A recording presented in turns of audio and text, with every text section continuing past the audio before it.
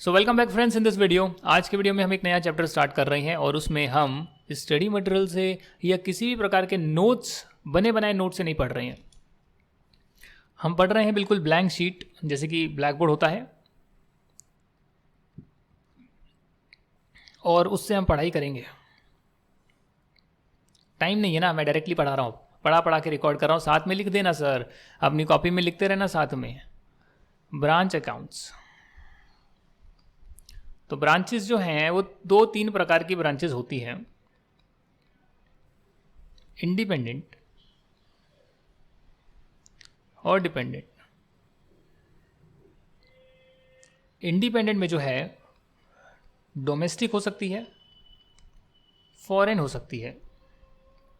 जहाँ foreign branch होगी वहाँ अकाउंटिंग स्टैंडर्ड 11 में हमारा कुछ कॉन्सेप्ट रह गया था, उसे भी हम डिस्कस करेंगे। और डोमेस्टिक है वो तो आपकी इंडिया में ही है, और डिपेंडेंट है वो डिपेंडेंट है। इनका फ़र्क क्या है? इंडिपेंडेंट ब्रांचेस जो होती है दोस्तों, इंडिपेंडेंट ब्रांचेस जो होती है वो अपने अकाउंट्स यानी कि बुक्स ऑफ अकाउंट्स खुद बनाती है, खुद बनाती है। इंडिपेंडेंटली काम करती है। ठीक है सर। डिपेंडेंट ब्रांचेस जो होती है वो अपने बुक्स ऑफ अकाउंट्स सेपरेटली नहीं नको बनाती। यही डिफरेंस होता है इंडिपेंडेंट और डिपेंडेंट ब्रांचेस में। इंडिपेंडेंट अपने बुक्स ऑफ अकाउंट्स अलग बनाती है, हेड ऑफिस अपने बुक्स ऑफ अकाउंट्स अलग बनाता है। डिपेंडेंट में सारा का सारा ट्रांजैक्शन एचओ ही रिकॉर्ड करता है। डिपेंडेंट जो है डेफिनेटली कुछ मेमोरेंडम लेजर वेजर कुछ अपने रिकॉर्ड्स तो बनाती होगी, पर बुक्स ऑफ अकाउंट्स नहीं बनाती। दोनों चीज़ों में फ़र्क है। बुक्स ऑफ अकाउंट्स बनाना या टेम्पररी कुछ चीज़ों को रिकॉर्ड करना, यानी कि रफ में लिखना। तो रफ में तो ये भी डिटेल्स लिखते हैं, एक्सेल शीट बनानी है, कुछ डिटेल बनानी है, वो तो बनाते हैं, पर सेपरेट बुक्स ऑफ अकाउंट्स नहीं बनाते। जिसमें ट्रायल बैलेंस बनता है, बैलेंस शीट बनती है ब्रांच की, वो ये लोग नहीं बनाते हैं। ये अपने पूरे बुक्स ऑफ अकाउंट सेपरेट बनाते हैं, जिसमें ट्रायल बैलेंस बनता है, इनकी बैलेंस शीट बनती है, इनका पीएनएल सेपरेट बनता है। ब्रांच का अलग अलग ट्रायल बैलेंस पीएनएल होता है। तो कंपनी तो एक ही है दोस्तों, कंपनी तो एक ही है, पर उस कंपनी में आप यहाँ देखिए, उस कंपनी में जो है एक हेड ऑफिस है और उसकी कई ब्रांचेज हो सकती है। Branch 1, branch 2, branch 3, branch 4। अब हेड ऑफिस अलग है, अब ब्रांच अलग अलग स्टेट में है। तो अगर ब्रांच डिपेंडेंट है तो उस केस में ब्रांचेस अलग अलग रहेगी, बट ये एक ही कंपनी मानकर, वैसे कंपनी एक ही है, एक ही जगह पर रिकॉर्डिंग होगी। मे बी आप जो है क्लाउड बेस्ड सिस्टम ला सकते हैं कि यहाँ पर जो एंट्री पास करी वो भी यहाँ पर रिकॉर्ड हो रही है एचओ में, यहाँ एंट्री पास करी वो भी एचओ में हो रही है, यहाँ भी जो पास करी वो भी एचओ में हो रही है। यानी सबका कंट्रोल हेड ऑफिस के पास है। हेड ऑफिस के स्टोर्स हो गए, एक तरह से स्टोर्स, ब्रांचेज या जो मर्जी कह लो, उनके ऑफिसेज हो गए, यूँ मान लो। इनको हम सेपरेट नहीं मान रहे। बट कई बार क्या होता है, बेटर अकाउंटिंग के लिए, हर ब्रांच की परफॉर्मेंस को इवैल्यूएट करने के लिए सेपरेट भी जो है ना अकाउंटिंग करी जाती है। तो हर ब्रांच अपनी अकाउंटिंग सेपरेट करती है और एचओ अपनी अकाउंटिंग सेपरेट करता है। यानी कि वो ब्रांच को आउटसाइडर मानता है और ब्रांच जो है वो हेड ऑफिस को आउटसाइडर मानती है, जैसे कोई बाहर वाला है, सेम कंपनी नहीं है। यहाँ तक की बात क्लियर हो गई? अच्छा सर, अगर ये सारी ब्रांचेस जो है एक ही कंपनी की है तो जाहिर सी बात है जब ईयर एंड होगा तो हमें तो कंपनी के अकाउंट्स बनाने होते हैं, हमें तो ब्रांच के अकाउंट्स नहीं बनाने होते। तो उस केस में हर ब्रांच जो है अपना trial balance, PNL, balance sheet बनाएगी। वो बनी जाएगी ऑटोमेटिकली, सिस्टम में टैली है तो टैली में trial balance, PNL, balance sheet बनकर निकलता है। उसके बाद ये सारी चीज़ें जो है हेड ऑफिस को ट्रांसफ़र हो जाएगी और फिर हेड ऑफिस जो है एक कंसोलिडेटेड, यानी सभी ब्रांचेस का और खुद का मिलाकर पीएनएल और बैलेंस शीट बनाएगा। अपना अलग से बनाएगा, ब्रांच अपना अलग से बनाएगी, बाद में हेड ऑफिस सभी ब्रांचेस का लाकर एक साथ बनाएगा। और ये ऑडिटर भी काम करते हैं कई लोग, वैसे ऑडिटर का काम नहीं होता है, बट ऑडिटिंग में जो है कई बार हम ब्रांचेस का भी जो है शेड्यूल 3 वाला जो है हम बनाते हैं फॉर्मेट, अगर वो कंपनी है तो, राइट। और सबका मर्ज करके बनाते हैं, एक तरह से कंसोलिडेशन कर लेते हैं ब्रांचेस का। और अगर मान लेते हैं कि कंपनी नहीं है तो आप नॉर्मली पीएनएल ऐसे बना सकते हैं, PNL balance sheet, liability, asset, debit, credit. अगर कंपनी नहीं है तो आप ऐसा बना सकते हैं। तो यहाँ तक की अगर बात क्लियर है तो हम जो है अपना डिस्कशन इंडिपेंडेंट ब्रांचेस से स्टार्ट करेंगे। और हाँ, मैं आपको फिर बता रहा हूँ, इसके नोट्स मैं अभी नहीं दे रहा हूँ, बाद में दूंगा, चैप्टर होने के बाद या हायर परचेज होने के बाद दूंगा मैं। अभी मैं डायरेक्टली पढ़ा रहा हूँ, तो देख कर लिखना है तो पॉज करिए, जो समझाया उसे लिख लीजिए। I have no issues. सही है, पॉज करिए, जो भी बताया उसको लिखिए, इसको लिखिए, जो चीज़ें समझाई है अपनी कॉपी में, एक रफ कॉपी में लिखिए। पूरा चैप्टर होने के बाद उसको एक फेयर कॉपी में लिख लीजिएगा, ठीक है ना। तो हम स्टार्ट कर रहे हैं इंडिपेंडेंट ब्रांचेस से। इंडिपेंडेंट ब्रांचेस, तो पहले मैं आपको इंडिपेंडेंट ब्रांचेस पूरा कराऊंगा और स्टडी मटेरियल के सारे क्वेश्चन कराऊंगा। उसके बाद इंडिपेंडेंट ब्रांचेस में मैं जैसे डोमेस्टिक करा रहा हूँ आपको, तो फिर इंडिपेंडेंट ब्रांचेस में फॉरेन कराऊंगा, उसके क्या AS11 क्या कहता है, और फिर उसके क्वेश्चन कराऊंगा। और लास्ट में आपको डिपेंडेंट ब्रांचेस की बातें बताऊंगा और फिर उसके क्वेश्चन कराऊंगा। तो 3 पार्ट में ये चैप्टर चलेगा। अभी हमारा हो रहा है इंडिपेंडेंट ब्रांचेस, जो डोमेस्टिक है, कंट्री के अंदर है, ब्रांच अलग अकाउंटिंग कर रहा है, बुक्स ऑफ अकाउंट्स बना रहा है, हेड ऑफिस अलग बना रहा है, बाद में हेड ऑफिस उसे मर्ज भी कर रहा है। वो सारी बातें हम जानेंगे। तो यहाँ पर मेरे साथ कुछ अकाउंटिंग एंट्रीज या रूल्स लिखिए, कैसे रिकॉर्डिंग होती है ज़रा समझते हैं। इंडिपेंडेंट है यानी कि ब्रांच आउटसाइडर है हेड ऑफिस के लिए, हेड ऑफिस आउटसाइडर है ब्रांच के लिए, करेक्ट। तो पहली चीज़ देखते हैं, मान लेते हैं यहाँ कुछ एंट्रीज लिखी हुई है मैंने कॉपी में। हेड ऑफिस जो है भेजता है गुड्स, करीब करीब मान लेते हैं 20,000 के गुड्स भेजता है ब्रांच को, to branch at 22,000। Head office ने गुड्स भेजे 20,000 के, but at a price of 22,000। तो ये हो गई एक transaction between head office and branch. Branch क्या है? इंडिपेंडेंट। हेड ऑफिस क्या है? इंडिपेंडेंट। तो दोनों अपनी बुक्स में रिकॉर्ड करेंगे इस ट्रांजैक्शन को, दोनों की आपस में ट्रांजैक्शन हो रही है। भाई देखिए, जो ब्रांच है, ब्रांच अपनी ट्रांजैक्शन कर रही है, उससे हेड ऑफिस को मतलब नहीं। हेड ऑफिस कुछ खरीद रहा है, बेच रहा है, अपनी रिकॉर्डिंग कर रहा है, उससे ब्रांच को कोई मतलब नहीं। पर जो हेड ऑफिस ब्रांच के बीच में ट्रांजैक्शन हो रही है, उसे तो आप दोनों में रिकॉर्ड करेंगे। तो वो कैसे रिकॉर्ड करेंगे सर? हेड ऑफिस कैसे रिकॉर्ड करेगा और ब्रांच कैसे रिकॉर्ड करेगा, वो ज़रा हमें देखना पड़ेगा, करेक्ट। तो ये वाला जो है, इसका मैं गोल्डन रूल आपको बता रहा हूँ, जो अगर आपको याद हो गया तो इंडिपेंडेंट ब्रांचेस का concept complete, question complete. Golden rule, and I am also telling it is very important. Reason क्या है सर? कैश फ्लो स्टेटमेंट जो है उसका सेपरेट चैप्टर है और AS3 है। इंडिपेंडेंट ब्रांचेस जो फॉरेन वाला है उसका AS11 में एप्लीकेशन आता है, तो वहाँ से भी आ सकता है, और नॉर्मल चैप्टर है तो वहाँ से भी आ सकता है। तो ये जो 2 चैप्टर्स हैं आपके, ब्रांच अकाउंटिंग और कैश फ्लो स्टेटमेंट, या जो फाइनेंशियल स्टेटमेंट हमने करा है, ये बहुत इंपॉर्टेंट है। 30 मार्क्स तक का आ सकता है इन 2 ही चैप्टर से, चॉइस वॉइस का मिलाकर 30 मार्क्स तक का आ सकता है जी। मेरी ये गट फीलिंग कहती है 24 का तो आना ही है, 24 मार्क्स का तो आना तय है, पक्का है, तो कन्फर्म्ड है। 30 तक का आ सकता है किसी भी सिचुएशन में। मान लेते हैं कि 8 नंबर का AS11 दे दिया, और फिर ब्रांच अकाउंटिंग का अलग से क्वेश्चन तो दे दिया 10 नंबर का, 12 नंबर का, तो 20 तो यही हो गया। तो कैश फ्लो का 10 नंबर का आ गया तो 30 हो गया। आ सकता है ना किसी सिचुएशन में।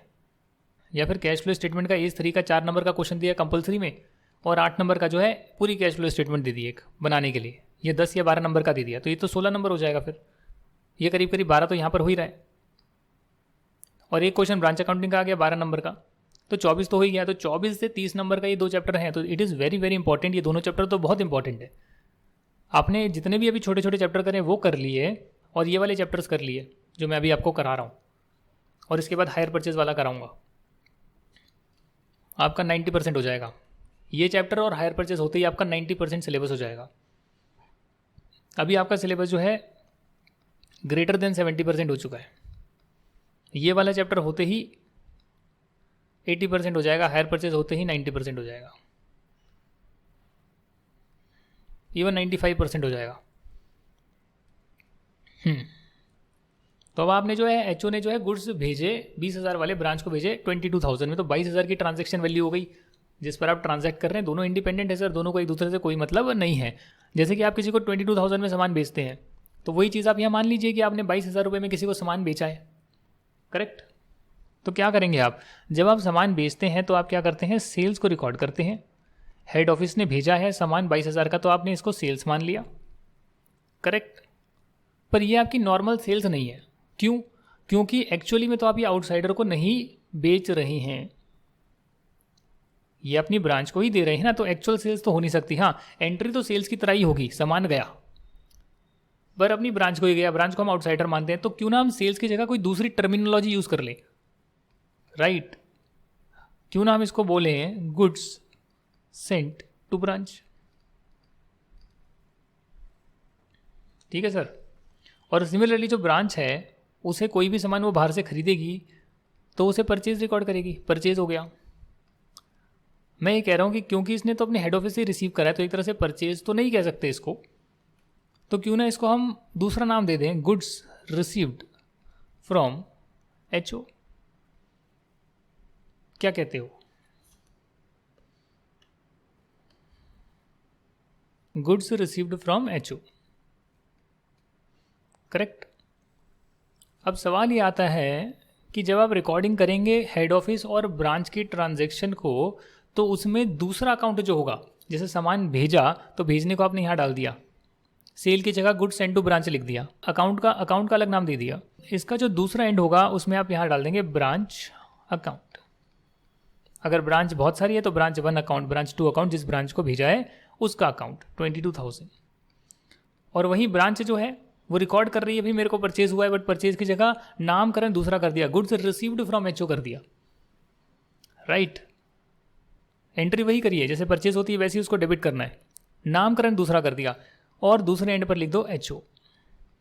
तो जब भी ब्रांच और एचओ के बीच में ट्रांजैक्शन होगी, दोनों इंडिपेंडेंटली रिकॉर्ड करेंगे, तो एक नाम तो ब्रांच आएगा हेड ऑफिस की बुक में, और ब्रांच की बुक्स में जो है एक अकाउंट हेड ऑफिस का आएगा। तो हमेशा आपको क्या करना है, ये नहीं देखना कि ब्रांच या हेड ऑफिस का कौन सा अकाउंट है, आपको ये देखना है ट्रांजैक्शन क्या हुई है, उस ट्रांजैक्शन का जो इंपैक्ट है वो डालो, और दूसरे एंड पर जो है ब्रांच अकाउंट लिख दो, और ब्रांच के लिए दूसरे एंड पर एचओ अकाउंट लिख दो। तो ये आपकी जो है ट्रांजैक्शन रिकॉर्ड होगी। इसका मतलब ये कि साल के एंड में हेड ऑफिस की जो अकाउंट होगा, हेड ऑफिस का जो ट्रायल बैलेंस होगा, उसमें कुछ ना कुछ ब्रांच का बैलेंस आ रहा होगा, और ब्रांच की जो बुक्स ऑफ अकाउंट्स होगी उसमें कुछ एचओ का बैलेंस आ रहा होगा। तो दोनों आपस में टैली होना चाहिए। एक ने दूसरे को किसी पर सामान भेजा, कुछ भी ट्रांजैक्शन करी, उसके खर्चे मीट करे, तो उसने जो है एक अकाउंट ब्रांच अकाउंट बनाया होगा एचओ ने, और ब्रांच ने उसी को क्या किया होगा, एक अकाउंट एचओ बनाया होगा। जो भी एचओ के साथ ट्रांजैक्शन हो रही है, एचओ उसकी कोई ट्रांजैक्शन को अंजाम दे रहा है। तो ट्रायल बैलेंस में जो है एचओ की बुक्स में जो ब्रांच आ रही है, ब्रांच की बुक्स में जो एचओ आ रहा है, वो मैच होना चाहिए। अगर नहीं हो रहा तो सबसे पहला पॉइंट है गोल्डन रूल, लिख लीजिए। मैं फिर बता रहा हूँ, आपको नोट्स नहीं मिल रहे हैं, साथ साथ में लिख लीजिए golden rule. If at the end of the year branch balance in books of HO and HO balance in the books of branch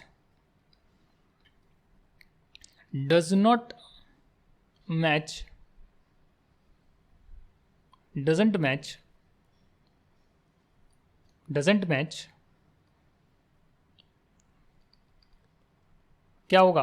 सबसे पहला reconcile the same and record the missing transaction। मतलब नहीं समझे हम। अरे मतलब ये हो सकता है कि एचओ ने गुड्स यहाँ से ब्रांच को दिए हों, एचओ ने रिकॉर्ड कर लिया, ब्रांच के पास रिसीव नहीं हुआ, तो ब्रांच ने रिकॉर्ड नहीं करा, तो मिसमैच हो गया। सिमिलरली जो है कैश भेजा, एक ने भेजा, दूसरे ने रिसीव नहीं करा, या ब्रांच ने रेमिट करा कैश एचओ को वापस करने के लिए भेजा, एचओ ने रिकॉर्ड नहीं करा, पहुंचा नहीं, साल क्लोज हो गया। तो वो जो ट्रांजिट वाली चीज़ें हैं, गुड्स इन ट्रांजिट लिखो, वो पेपर में कॉपी में लिखो अपना, कैश इन ट्रांजिट, कुछ भी ट्रांजेक्शन है उसे रिकॉर्ड करो, जो भी मिसिंग ट्रांजेक्शन है जो एक से रिकॉर्ड होनी रह गई है। तभी तो दोनों की बुक्स में सेम बैलेंस नहीं आ रहा है एक दूसरे का। तो सबसे पहले आप ट्रायल बैलेंस करेक्ट करेंगे, फिर ही आगे बढ़ेंगे। तो यहाँ तक की बात क्लियर है? 10 मिनट में आपको कितना कुछ करा दिया मैंने ब्रांच अकाउंटिंग का कॉन्सेप्ट। टाइम नहीं है ना, नोट्स बनाने बैठा, टाइम नहीं है। मैंने कहा ऐसे ही पढ़ाओ, रिकॉर्ड करो, अपलोड करो। चलो ठीक है, कुछ ट्रांजेक्शन्स में लिख कर लाया हूँ। गुड्स अगर परचेज करे गई हैं by HO, goods purchase by HO for 1 lakh. अगर एचओ ने गुड्स परचेज करे तो एचओ अपनी बुक्स में क्या लिखेगा? Purchase account debit to, credit पे करा है तो क्रेडिटर्स, कैश में करा है तो कैश, बैंक से करा है तो बैंक। पर कैश ट्रांजैक्शन अलाउड नहीं है ना, आपको पता है ना, पीजीबी में आपने पढ़ा है, तो बैंक हो जाएगा। Being goods purchased. सही बात है, कोई दिक्कत? तो ये तो एचओ की बुक्स में रिकॉर्डिंग हो गई। ब्रांच क्या करेगा रिकॉर्ड? कुछ नहीं। अरे ब्रांच और एचओ के बीच में कोई ट्रांजैक्शन होगी तो दोनों रिकॉर्ड करेंगे, अदरवाइज एचओ अपनी बुक्स में अपना रिकॉर्ड करेगा, ब्रांच अपनी बुक्स में अपना रिकॉर्ड करेगा। No transaction. Third, goods sold by HO for ₹3 lakhs। तो सेल्स हो गई सर, ये sales debtor account debit, being goods sold. Branch की बुक्स में कोई एंट्री नहीं होगी। फोर्थ, समझ आ रहा नहीं आ रहा मुझे बताइए आप? सिंपल, जैसे रिकॉर्डिंग करते हैं 11th-12th में वैसे ही कर रहे हैं, सिर्फ ब्रांच और एचओ के बीच में हो रही है तो उसमें हमने जो है थोड़ा सा नामकरण चेंज कर दिया, राइट। और दूसरे एंड पर जो है ब्रांच या एचओ के अकाउंट का नाम डाल दिया। Goods sold by branch for ₹2 lakhs। तो सिर्फ ब्रांच कर रही है सर, ब्रांच ने सेल्स करी, ब्रांच अपनी अकाउंट्स में सेल्स रिकॉर्ड कर रही है। डेटर्स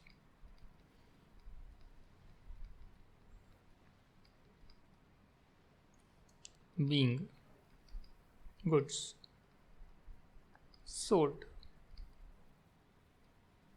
करेक्ट, ठीक है सर। इस केस में एचओ कुछ रिकॉर्ड नहीं करेगा क्योंकि एचओ का कोई लेना देना नहीं है।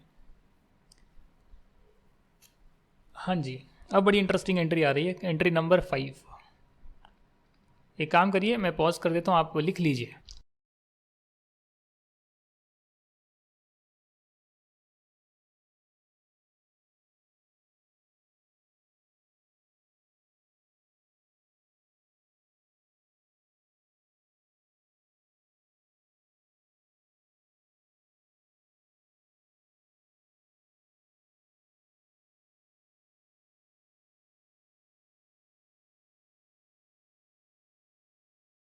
अगली एंट्री बड़ी इंटरेस्टिंग है।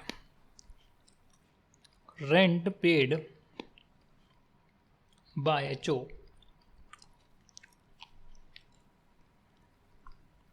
$5,000,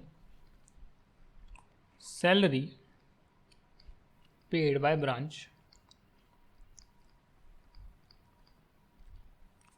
$2,000। मतलब एचओ ने अपना कोई खर्चा करा, तो एचओ अपना खर्चा करेगा तो उसमें हमें क्या करना? Rent account debit. एचओ की बुक्स में एचओ कर रहा है ये। 2, कैश में करेगा या बैंक में करेगा, जो भी है। कैश लिखा है क्या? तो कैश कर दो, बैंक कर दो, एक ही बात है। Being rent paid. Correct. Branch जो है उसकी बुक्स में आप क्या करोगे? सैलरी पे करिए सर, तो सैलरी का खर्चा हो गया। 2, कैश, कैश होगा, बैंक होगा, जो भी है कर दो। Being salary paid. ठीक। एंट्री में कोई दिक्कत है तो मुझे बताइएगा। मतलब एंट्री समझने में कोई दिक्कत है। खर्चा है तो खर्चा मैंने बताया ना आपको, फर्स्ट क्लास में बताया, खर्चा बढ़ेगा तो खर्चे का अकाउंट डेबिट होगा, एसेट बढ़ेगा तो एसेट का अकाउंट डेबिट होगा, बट एसेट कम होएगा तो क्रेडिट होगा। सिमिलरली यहाँ पर है, खर्चा बढ़ रहा है तो डेबिट हो रहा है सैलरी अकाउंट, और एसेट कम हो रहा है तो क्रेडिट हो रहा है, राइट। तो ये जितनी भी अब ट्रांजैक्शन करी है, इन ट्रांजैक्शन के बाद जो है हेड ऑफिस जो है वो अपना ट्रायल बैलेंस बनाएगा, और ब्रांच जो है वो अपना ट्रायल बैलेंस बनाएगा सारी ट्रांजैक्शंस के बाद। बना सकता है सर, क्या दिक्कत है?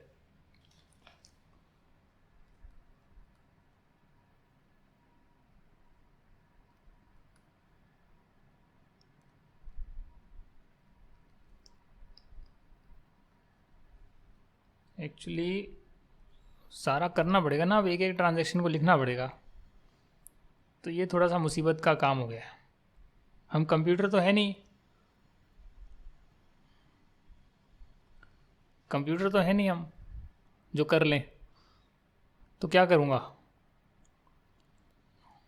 क्या कर सकते हैं? एचओ की बुक्स का करके देखते हैं पहले। Goods sent to branch, goods sent to branch, credit balance आ रहा है।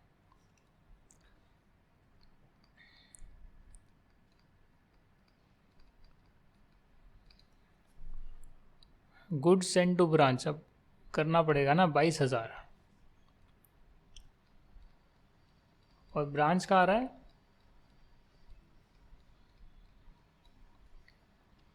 अब मान लो कि ब्रांच अकाउंट के और भी बैलेंस आ रहे होते तो फिर इसमें ऐड करने पड़ेंगे। तो ट्रायल बैलेंस बनाना कोई आसान काम थोड़ी ना है। कंप्यूटर में तो ऑटोमेटिक जो भी ट्रांजैक्शन करिए उसका बनकर निकल जाता है ना। अब यहाँ मैनुअली कैसे बनाऊँ? गुड्स परचेज्ड 1,00,000 रुपए के, परचेज अकाउंट 1,00,000,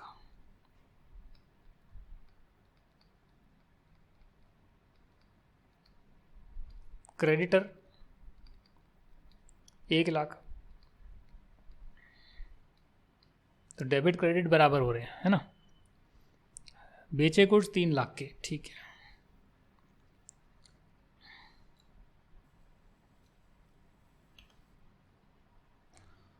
सेल करे तो डेटर,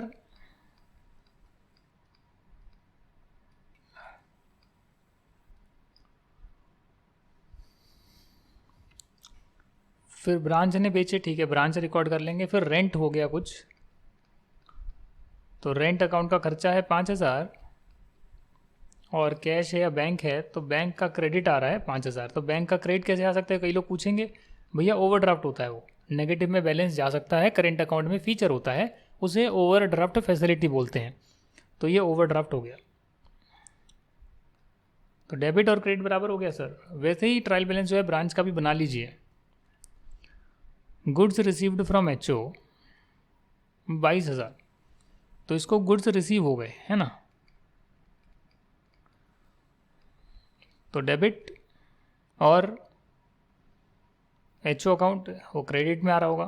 तो आप देखेंगे कि ब्रांच की जो है उसकी बुक्स में एचओ का अकाउंट 22,000 बैलेंस पर आ रहा है, और एचओ की बुक्स में ब्रांच का अकाउंट 22,000 पर आ रहा है। यहाँ डेबिट आ रहा है, वहाँ क्रेडिट आ रहा है, दोनों मैच हो रही हैं, तो हमें कोई भी और चीज़ करने की ज़रूरत नहीं है। कई बार ट्रायल बैलेंस गिवन होगा, मैच नहीं हो रहा होगा, तो मिसिंग एंट्री को पास करके बराबर ले आओ। ये मैंने आपको गोल्डन रूल लिखवाया है। उसके बाद कोई एंट्री नहीं, कोई एंट्री नहीं। 2,00,000 के गुड्स बेचे,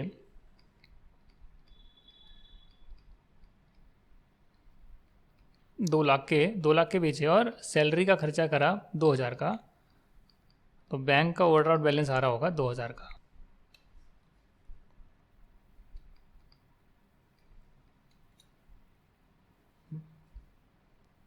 क्या करें अब इसका जो है आप पीएनएल बना सकते हैं।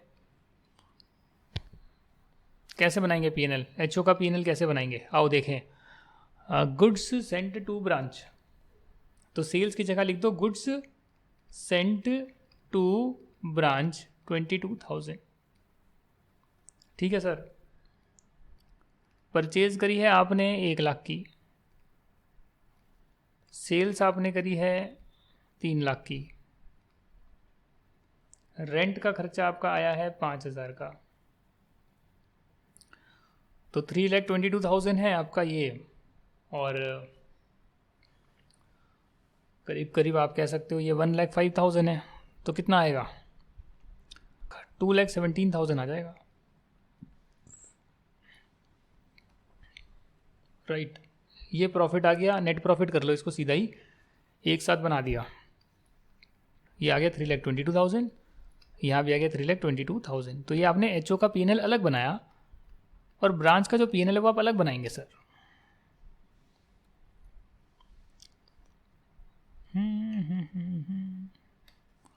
ब्रांच का पीएनएल अलग बनाएंगे तो उसमें आप क्या लिखेंगे? वही कि गुड्स जो है वो रिसीव हो गए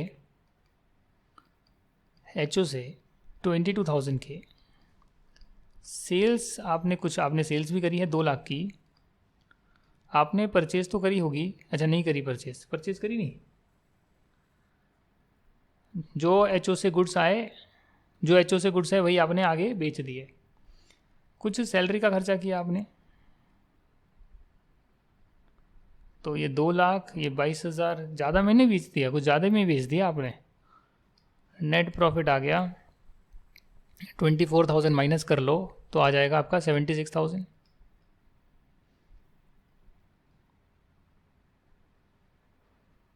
नहीं, 1,76,000, अच्छा।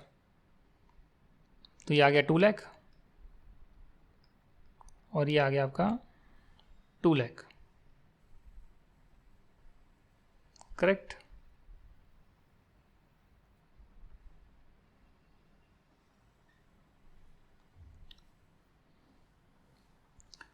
तो ये तो बना आपका पीएनएल। सिमिलरली आप जो है बैलेंस शीट भी तैयार कर सकते हैं। तो ये तो आपका फाइनेंशियल स्टेटमेंट वाला चैप्टर भी हो गया एक तरह से, पूरा का पूरा आपको बैलेंस शीट बनाना भी आ रहा है। अब राइटिंग अच्छी नहीं है तो वो देख लेना आप। बैलेंस शीट आप एचओ की बनाइए, उसमें क्रेडिटर यहाँ डालिए, क्रेडिटर 1 लाख के। आपका बैंक ओडी आएगा, बैंक का ओवरड्राफ्ट बैलेंस आएगा 5,000, करेक्ट। और आपका जो है ब्रांच का बैलेंस यहाँ आएगा 22,000। डेटर आएंगे आपके कुछ 3 लाख और प्रॉफिट भी आपका आ गया है। तो आप प्रॉफिट देख सकते हैं, प्रॉफिट है करीब करीब आपका 2,17,000।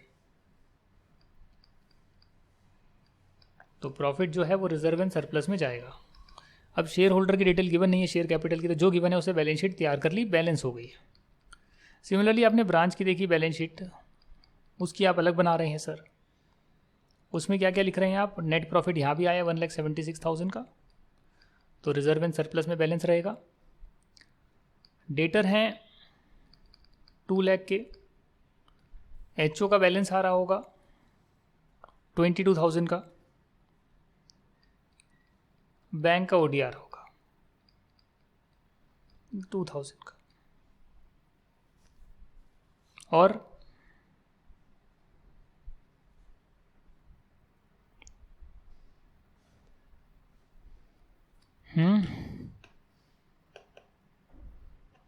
तो ये कितना हो गया? 2 लाख हो गया,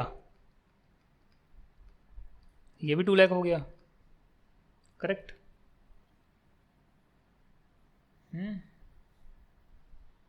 ठीक है सर।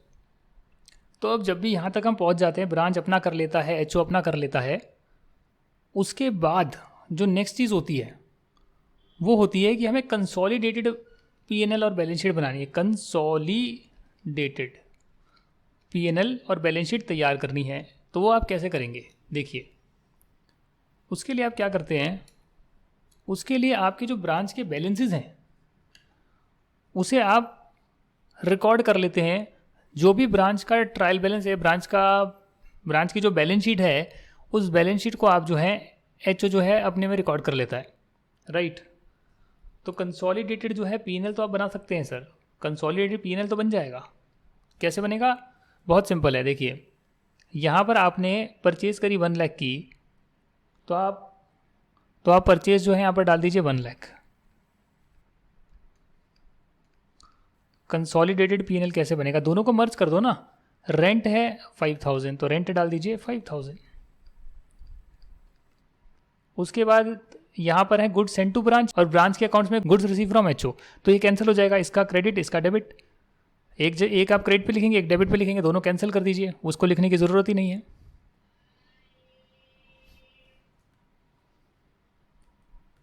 राइट फिर आपने सेल्स करी है टोटल 5 लाख,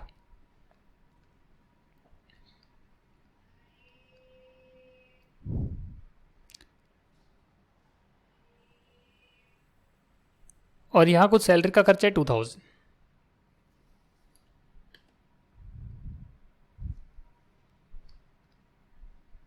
तो आपने क्या करा, दोनों के खर्चे डेबिट में लिख दिए, दोनों की सेल्स क्रेडिट में लिख दी, जो हेड ऑफिस ने ब्रांच को दिया और ब्रांच ने हेड ऑफिस से लिया उन्हें कैंसिल कर दिया। दोनों साइड लिखने की क्या ज़रूरत है, एक ही कंपनी है, एक साथ बना रहे हैं। तो करीब करीब आप देखेंगे नेट प्रॉफिट कितना आएगा, तो 1,07,000 आप माइनस कर देंगे तो करीब करीब ये आ जाएगा आपका 3,93,000। और अगर आप दोनों का नेट प्रॉफिट जोड़ेंगे भी तो 2,17,000, 1,76,000। तो जब आप ऐड करेंगे तो कितना आएगा, 3,93,000। तो ये क्या आ गया, कंसोलिडेटेड पीएनएल बन गया, दोनों का मिलाकर बन गया। कई बार कंसोलिडेटेड पीएनएल नहीं मांगा होता है, सीधा बैलेंस शीट मांगी होती है, कंसोलिडेटेड बैलेंस शीट। तो बैलेंस शीट बनाने के लिए आप क्या करेंगे, तो जितना भी बैलेंस जो है ब्रांच के यहाँ पर आ रहा है उसे एचओ जो है रिकॉर्ड करेगा, मतलब अपनी बुक्स में रिकॉर्ड करेगा। कैसे रिकॉर्ड करेगा मैं आपको बताता हूँ। जैसे मान लेते हैं यहाँ पर आ रहा है डेटर बैलेंस, तो एचओ क्या करेगा, डेटर डेबिट 2 लाख, और सिंपल डेटर नहीं, ब्रांच के debtor debit 2 lakh to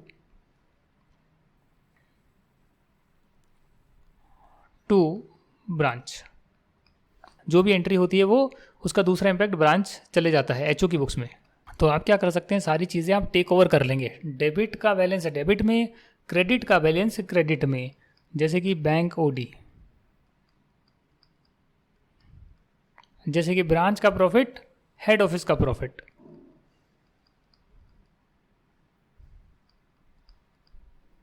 correct, branch profit branch लिख देना, branch OD, branch PNL, branch debtor, जो भी ब्रांच के बैलेंस शीट में आ रहा है, जो भी ब्रांच के बैलेंस शीट में आ रहा है वो सारा का सारा आप एचओ में रिकॉर्ड कर रहे हैं। जो भी ब्रांच के बैलेंस शीट में आ रहा है वो सारा का सारा आप एचओ में रिकॉर्ड कर रहे हैं, नहीं क्या। डेबिट बैलेंस डेबिट में सिर्फ ब्रांच नाम से लिख दिया, क्रेडिट बैलेंस क्रेडिट में सब रिकॉर्ड करा। इसका जो बैलेंस आएगा वो क्या है, 22,000 बैलेंस है सर। इनका जो बैलेंस है मिसमैच जो आ रहा है वो 22,000 का बैलेंस मिसमैच आ रहा है। तो यहां आप क्या करेंगे, 22,000 डेबिट में ज़्यादा आ रहा है तो यहां आप क्रेडिट कर देंगे टू ब्रांच अकाउंट। जैसे ही आप क्रेडिट करेंगे तो देखेंगे एचओ की बुक्स में ब्रांच अकाउंट 22,000 का ही आ रहा था, ब्रांच की बुक्स में एचओ का अकाउंट 22,000 का ही आ रहा था। एंड में एचओ ने क्या किया, इंडिपेंडेंट ब्रांचेस के केस में ब्रांच का सभी बैलेंस, डेबिट बैलेंस और क्रेडिट बैलेंस जो है वो अपनी बुक्स में टेक ओवर कर लिया। डेबिट को डेबिट में लिख दिया, क्रेडिट को क्रेडिट में लिख दिया। तो बैलेंस क्या बचेगा, जो एचओ का बैलेंस है वही बैलेंस बचेगा, जो कि सेम है जो एचओ की बुक्स में ब्रांच का बैलेंस आ रहा है। तो जैसे ही आप उस 22,000 को यहां लिखेंगे, एचओ की बैलेंस शीट में ब्रांच का बैलेंस गायब हो जाएगा और ब्रांच की बैलेंस की जगह, इस 22,000 की जगह ब्रांच के डेटर, ब्रांच का ओडी, ब्रांच का पीएनएल आ जाएगा, जो मर्ज कर कर आप टोटल बैलेंस शीट बना सकते हैं। यानी कि जो शेयर होल्डर्स होंगे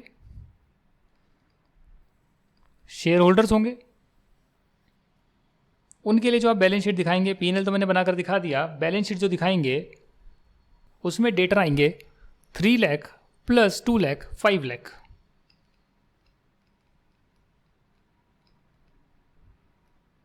करेक्ट, उसमें डेटर आएंगे 5 लाख। बैंक ओडी आएगा 5,000 और 22,000 27,000 बैंक ओडी। क्रेडिटर आएंगे करीब करीब आप कह सकते हो, क्रेडिटर आएंगे 1 लाख।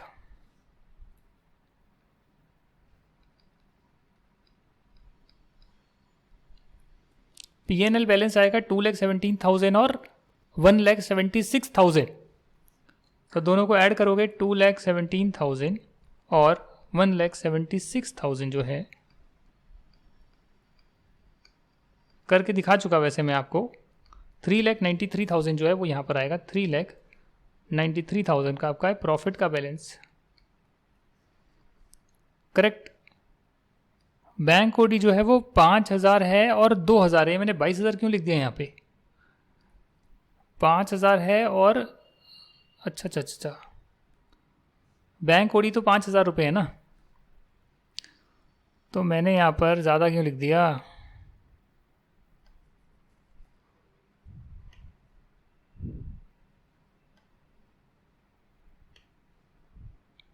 बैंक ओडी जो है वो 2,000 ही है, तो 2,000 और 5,000 7,000 बनेगा। देखो 5,000 यहाँ, 2,000 ये मैंने टेक ओवर कर लिया, ब्रांच की बुक्स में जो था वो सब मैंने अपनी बुक्स में ले आया, तो 7,000 बनेगा।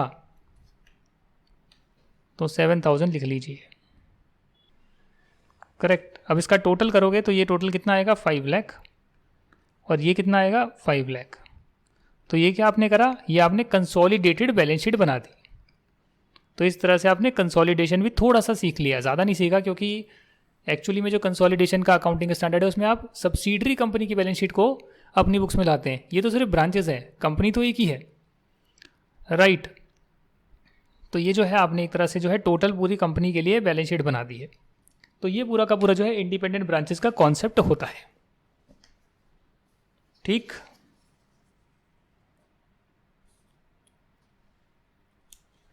इसके अलावा जो इंडिपेंडेंट ब्रांचेस की और रूल्स हैं और जो बातें हैं वो मैं आपको नेक्स्ट क्लास में कराऊंगा, और फिर जो है हम आपके क्वेश्चन आंसर्स करेंगे स्टडी मटेरियल के। पर जो पूरा प्रोसेस है वो मैंने आपको यहाँ डिस्कस करके बताया है। प्रोसेस में क्या बताया है कि इंडिपेंडेंट ब्रांचेस में एचओ अलग रिकॉर्ड करता है, ब्रांच अलग रिकॉर्ड करती है, दोनों एक दूसरे को आउटसाइडर मानते हैं। जहाँ पर भी ब्रांच और एचओ के बीच ट्रांजेक्शन होगी वहाँ पर एक अकाउंट जो है वो एचओ का हिट होगा और ब्रांच का हिट होगा, अपनी रिस्पेक्टिव बुक्स में एक दूसरे का अकाउंट हिट होगा। ऐसे ऐसे जो है आप रिकॉर्डिंग करते हैं तो एंड में जो ट्रायल बैलेंस बनेगा तो एचओ की बुक्स में ब्रांच और ब्रांच की बुक्स में जो एचओ आ रहा होगा वो दोनों मैच होना चाहिए। नहीं हो रहा है तो आप उसका रीज़न फाइंड आउट करेंगे, उसे करेक्ट करेंगे और फिर आगे बढ़ेंगे। जो ट्रांजेक्शन सिर्फ एचओ ने करी है वो एचओ रिकॉर्ड करेगा, जो सिर्फ ब्रांच ने करी है वो ब्रांच रिकॉर्ड करेगी, जो एक दूसरे के साथ करी गई है उसे दोनों रिकॉर्ड करेंगे, राइट। और ऐसे कर कर जो है उनका इंडिविजुअल ट्रायल बैलेंस बनेगा, इंडिविजुअल पीएनएल बैलेंस शीट बनाएंगे, और दोनों का मर्ज करके बनाना होगा तो पीएनएल मर्ज करके बनाएंगे। और बैलेंस शीट मर्ज करने के लिए आप जो भी बैलेंस शीट ब्रांच की आ रही है उसे आप टेक ओवर कर लेंगे। ब्रांच का सभी डेबिट बैलेंस ले लेंगे, सभी क्रेडिट बैलेंस ले लेंगे, बैलेंसिंग फिगर जो है उसमें ब्रांच अकाउंट लिख देंगे। तो ब्रांच अकाउंट जो आपकी बुक्स में आ रहा था, ब्रांच का जो बैलेंस आ रहा था वो जीरो हो जाएगा और उसकी जगह ब्रांच के सभी एसेट और लाइबिलिटी आपके पास आ जाएंगे, जिसे आप अपने एसेट लाइबिलिटी में मर्ज करके टोटल यहाँ लिख देंगे।